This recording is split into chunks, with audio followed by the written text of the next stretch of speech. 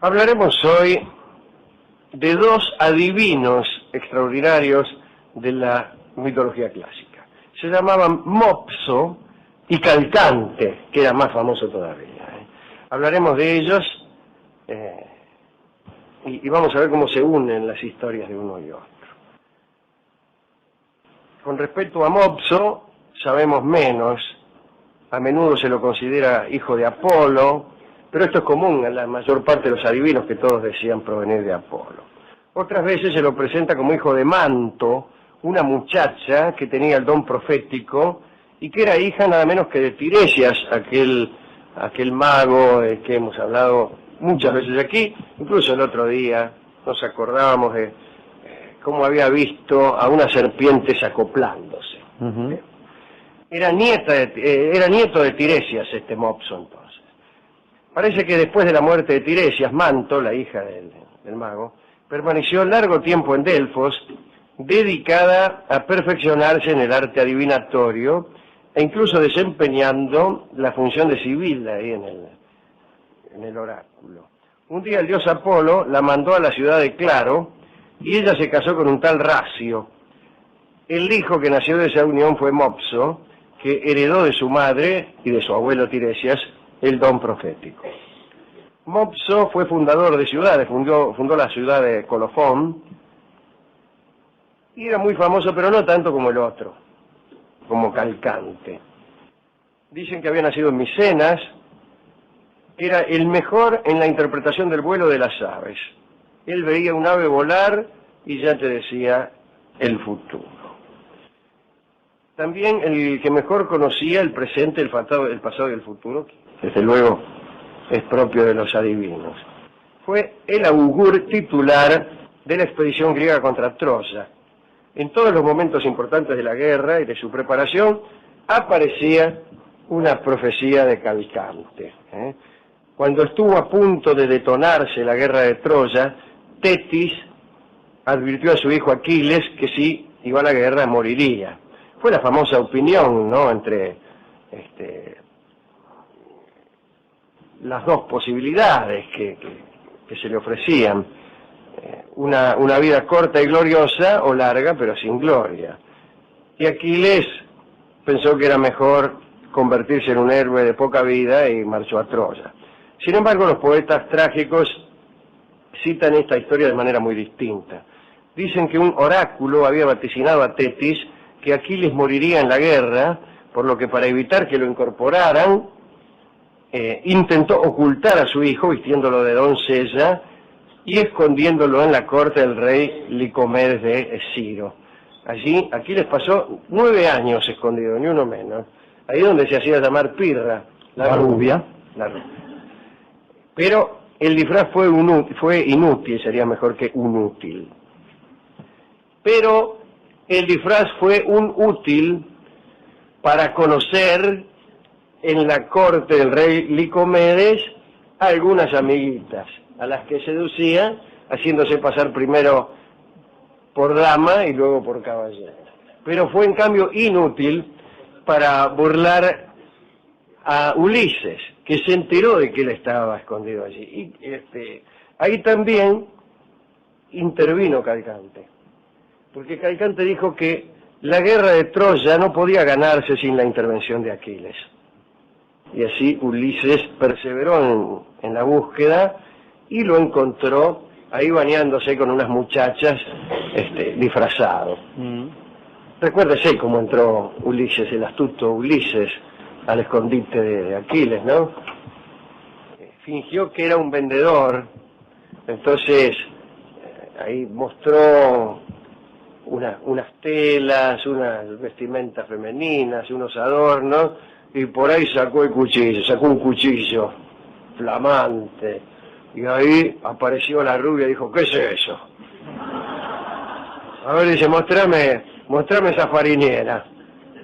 Era Aquiles. Otra premonición de Calcante fue la siguiente.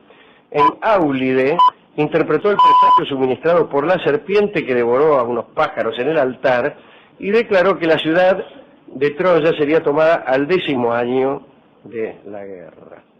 Predijo también a los griegos que la ciudad no podría ser tomada a menos que se procurasen del arco y las flechas de Heracles, por lo cual Ulises fue a ver a Filoctetes, uno que se había quedado con las armas de Heracles. ¿Cómo se había quedado con las armas de Heracles? Cuando murió Heracles, le dijo a Filoctetes que escondiera su cadáver y que a cambio de ese servicio le iba a dar el arco y las flechas.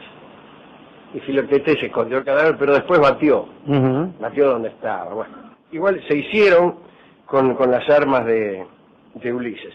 También ahí en Áulide se mandó una premonición que le costó la vida, al menos en una versión, a la hija de Agamenón, a Ifigenia, claro.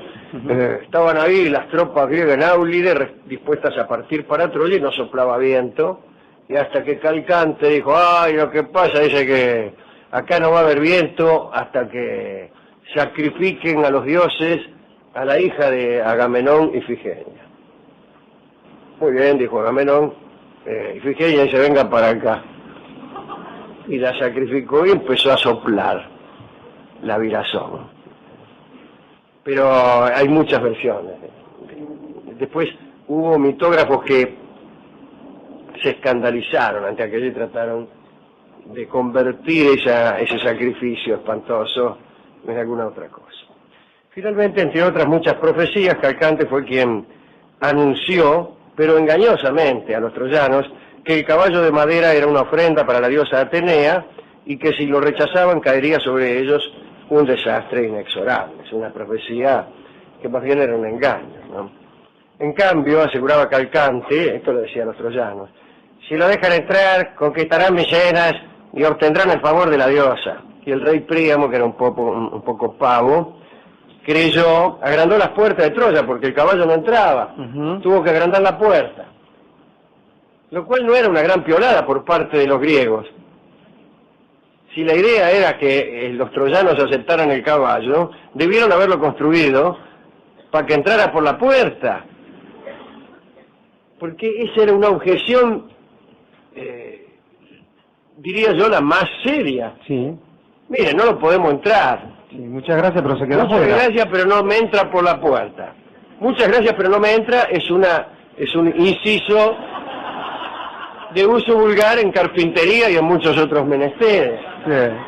Sí. No, lo hicieron más grande. Ahora, Príamo era tan sonso que dijo, bueno, no me entra, pero voy a agrandar la puerta. Y así le fue. Bien. Cuando volvían de la guerra, Calcante predijo a los griegos que el viaje no sería nada fácil, lo cual no había que ser mago para saberlo. Pero él se negó a volver con el grosso de la tropa, puesto que sabía que no llegaría de ese modo a buen puerto. Pero atención, también había una profecía oracular para el propio Calcante. Y aquí viene la historia que queríamos contar. Se le había anunciado que moriría el día que encontrara a un adivino más hábil que él. Morirás, Calcante, dijo el oráculo, el día que encuentres un adivino más hábil que tú. Calcante se embarcó de regreso con unos pocos compañeros, fueron a parar a una costa del Asia Menor, eran las tierras de Colofón. ¿Y quién vivía en Colofón? Nada menos que aquel adivino del principio del programa, llamado Mopso.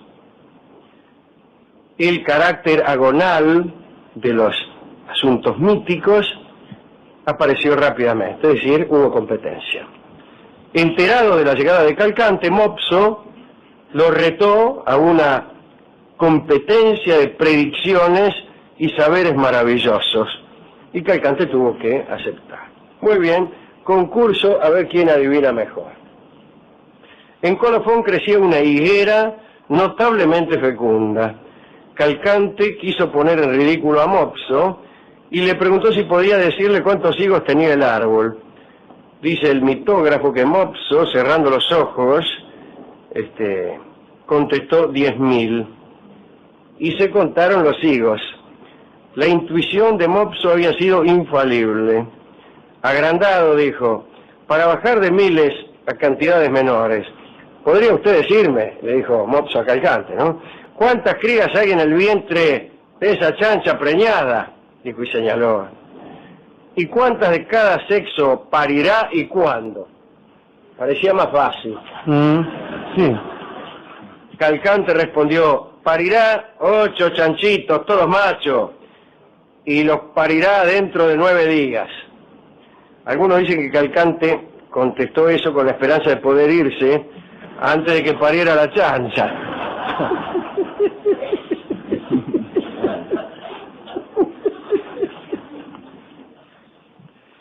Pero Mopso dijo, yo soy de otra opinión. Calculo 3 chanchitos, 1 solo macho, y nacerán mañana al mediodía, ni un minuto antes ni un minuto después. Chao. Acertó. Al otro día, al mediodía, la chancha tuvo 3 chanchitos, 1 macho. Y Calcante murió de puro desesperado, de puro pesaroso. Otros dicen que se suicidó. Sus compañeros lo enterraron en Nocio. El alma de Calcante anda en pena por el monte Río de Dauna, cerca de Colofón. Allí en la cumbre mantiene un oráculo basado en la interpretación de los sueños que todos ustedes pueden consultar por un módico estipendio. Aquí termina la historia de Calcante y Mopso, la historia de aquel adivino que sabía que iba a morir cuando encontrara uno mejor que él. Qué raro, ¿no? Es rara, es una historia rara y linda. Muy bien. Bueno, ¿a quién quiere dedicar esto? A Ifigenia. A Ifigenia. Pobrecita. Pero por ahí muchos dicen que no murió en realidad. En una de las versiones se la dedica. Sí, claro. Después los hijos de Agamenón, los otros, ¿no? Oreste y Electra, la encontraron en Táuride. Sí, como sacerdotisa, Era ¿no? sacerdotisa, cortaba el bacalao. Sí. Bueno, pero esa es otra historia, ahí le fue bien. Bueno, al pobre Calcante, ¿no? Sí. Aquiles. Y Aquiles, que tuvo una vida, el pobre Aquiles, que tuvo una vida corta pero gloriosa. Pero muy gloriosa. Hemos ido a la discoteca y nos han dado un disco que tiene que ver con la clarividencia, con la adivinación del futuro, es decir, con el dominio del después. Y después es este bello tango que canta para todos ustedes Libertad Lamarque. Adelante.